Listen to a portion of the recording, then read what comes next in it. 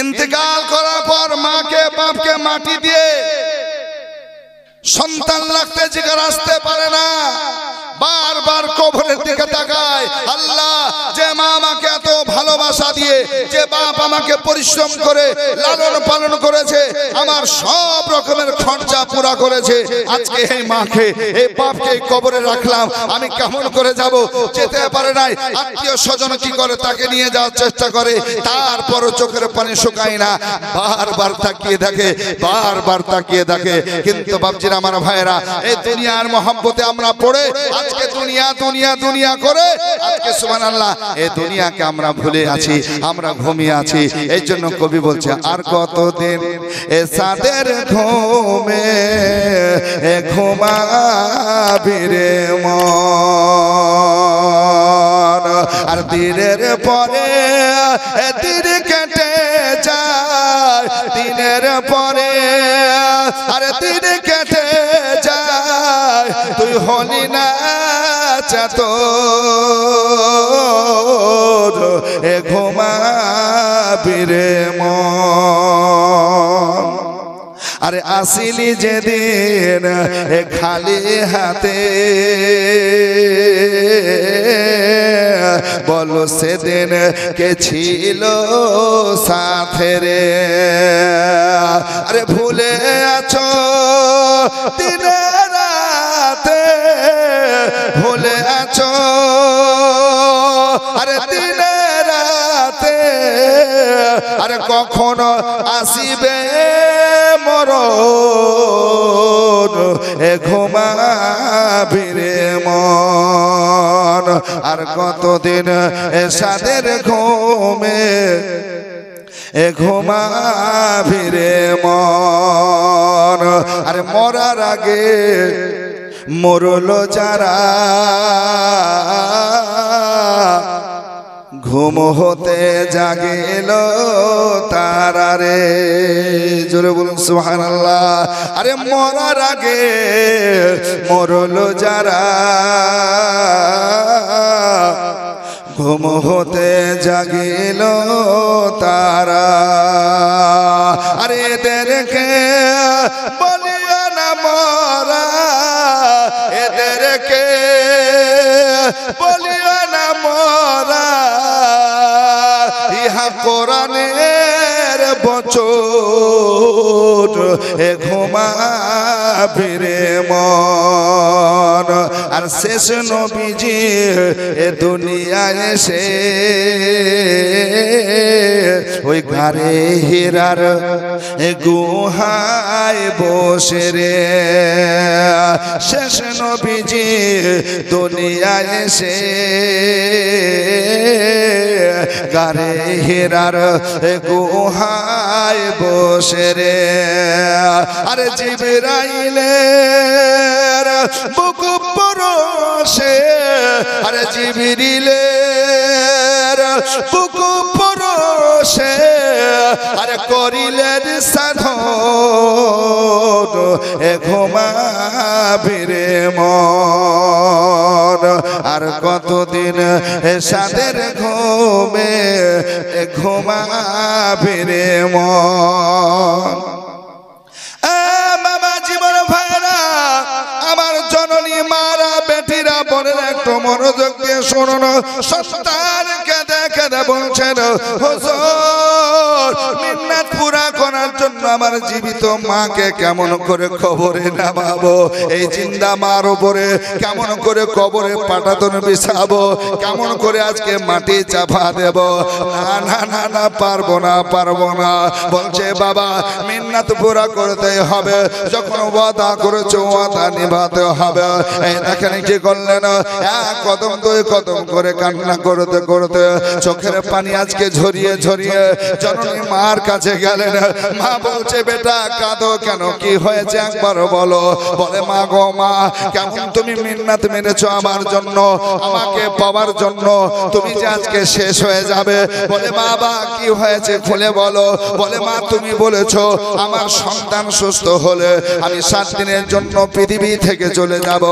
ওগো জননী মা, 7 দিনের জন্য কোথায় যাবে গো কোথায় যাবে মা? আজকে জানলাম আর জানার পরে এটাই হলো তোমাকে কবরে যাওয়া লাগবে জীবিত অবস্থায়। মা আজকে মুচকে এসে বলছে আমার লাল সন্তান লাগতে জিগার কলেজের টুকরা, শোনো শোনো, আমি তোমাকে পাওয়ার জন্য আমি তোমার মা কবরও যেতে রাজি আছি। একটু জোরে হবে না সুবহানাল্লাহ? মা বলছে আমি কবরও যেতে রাজি। শোনা চাঁদলাল, শুনো শোনো, কখন যাওয়া লাগবে বলো বলো বলো বলো।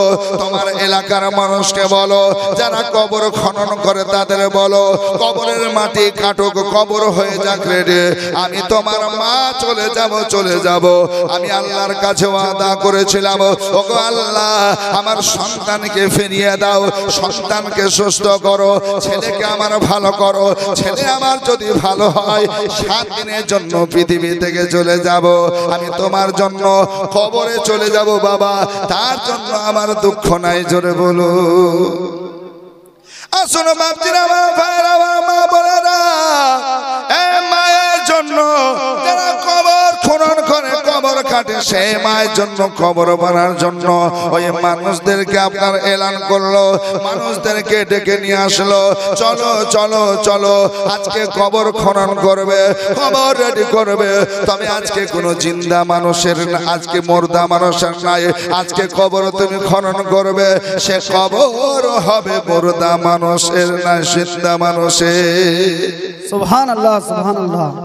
বাবা জীবন ভাড়া আল্লাহু আকবার কবিরা। আজকে মানুষ ভিড় হতে আরম্ভ হয়ে গেল। আজকে মানুষ ভিড় হওয়ার পরে কবর খনন হয়ে গেল। কবরের মাটি যখন কাটা হলো, আল্লাহু আকবার কবিরা। আজকে কি করলেন?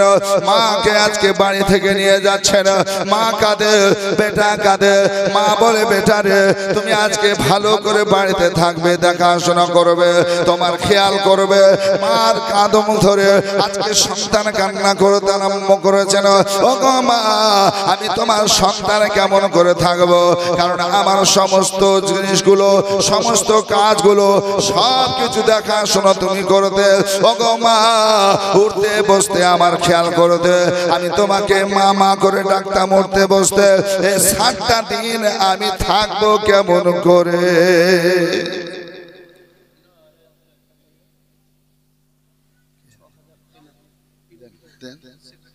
কি নাম? সুবহানাল্লাহ। কি নাম? রফিকুল রহমান। সুবহানাল্লাহ সুবহানাল্লাহ। দেন এমডি রফিকুল ইসলাম সাহেব, উনি 6000 টাকা এই মাদ্রাসার জন্য দেবেন ইনশাআল্লাহ। একবার তাকবীর দেন তো। নারে তাকবীর, নারে তাকবীর, আল্লাহু আকবার, নারে রিসালাত, ইয়া রাসূলুল্লাহ, মাসলাক আলা হযরত জিন্দাবাদ, জনাব এমডি রফিকুল ইসলাম সাহেব জিন্দাবাদ। 6000 টাকার দাদা বল মারহাবা। আল্লাহু আকবার। এই মাদ্রাসার জন্য সুবহানাল্লাহ 6000 টাকা উনি ওয়াদা করেছেন। আল্লাহ কবুল করুন, বালা মুসিবত বিপদকে দূরীভূত করুন, আল্লাহুম্মা আমিন। আপনাদেরকে এই ঘটনাটা শোনাবো, তবে বাপ ইনার সঙ্গে সঙ্গে একটা 5000 টাকা কেউ দিতে পারবেন আল্লাহর নবীর ঘর মাদ্রাসার জন্য। নবী বলছেন মাদ্রাসা আমার ঘর আর মসজিদ হচ্ছে খোদার ঘর। তো এই মসজিদ, আল্লাহু আকবার, যে আপনার মাদ্রাসা নবীর ঘর, এই নবীর ঘরের জন্য সুবহানাল্লাহ একটা 5000 টাকা। সুবহানাল্লাহ। মোহাম্মদ নাজিমউদ্দিন 5000 টাকা। নারে তাকবীর, নারে রিসালাত, ইয়া রাসূলুল্লাহ, জনাব নাজিমউদ্দিন সাহেব, জিন্দাবাদ, জনাব নাজিমউদ্দিন সাহেব, জিন্দাবাদ। 5000 টাকার দাদা বলুন মারহাবা। আল্লাহুম্মা আমিন, আল্লাহুম্মা আমিন। সুবহানাল্লাহ। আরো 5000, মানে তৃতীয় নম্বরে 5000 আলতাফ মন্ডল। আলতাফ মন্ডল একবার তাকবীর দিবেন না?